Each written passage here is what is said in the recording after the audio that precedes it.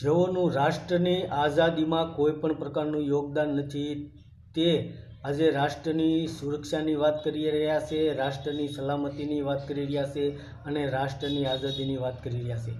આવી રીતે સંતરામપુરની અંદર આ આદિવાસી સમાજની એક મોટી જનસભાનું આયોજન થયું હતું, જેમાં આદિવાસી સમાજના મોટા પ્રમાણમાં લોકો એકત્રિત થયા હતા।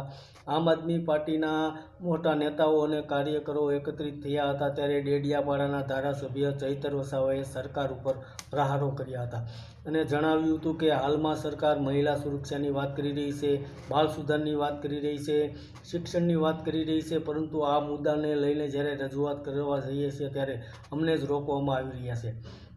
ખેડૂતો પોતાના હક અધિકાર માટે લડી રહ્યા છે, ખેડૂતો પોતાની રજૂઆત કરવા જાય છે ત્યારે પોલીસને આગળ કરી અને ખેડૂતોને રોકવામાં આવી રહ્યા છે અને જેલમાં ધકેલવામાં આવી રહ્યા છે। વિદ્યાર્થીઓની પણ આ જ હાલત છે। 2 વખત મેં કૌભાંડને ઉજાગર કરવા માટે, ભ્રષ્ટાચારીઓને બહાર લાવવા માટે મેં રજૂઆત કરી, ત્યારે 2 વખત મને પણ જેલમાં ધકેલી દેવામાં આવ્યો। ગુજરાતની અંદર દારૂબંધી છે, છતાં પણ ઠેર ઠેર દારૂ મળી રહ્યો છે, છતાં પણ સરકાર દ્વારા આ મુદ્દાને લઈને કંઈ પણ કાર્યવાહી કરવામાં નથી આવતી તેવું સંતરામપુરની અંદર આદિવાસી સમાજની એક મોટી સભામાં ડેડિયાપાડાના ધારાસભ્ય ચૈતર વસાવાએ સરકાર ઉપર આકરા પ્રહારો કર્યા હતા। ધન્યવાદ દર્શક મિત્રો।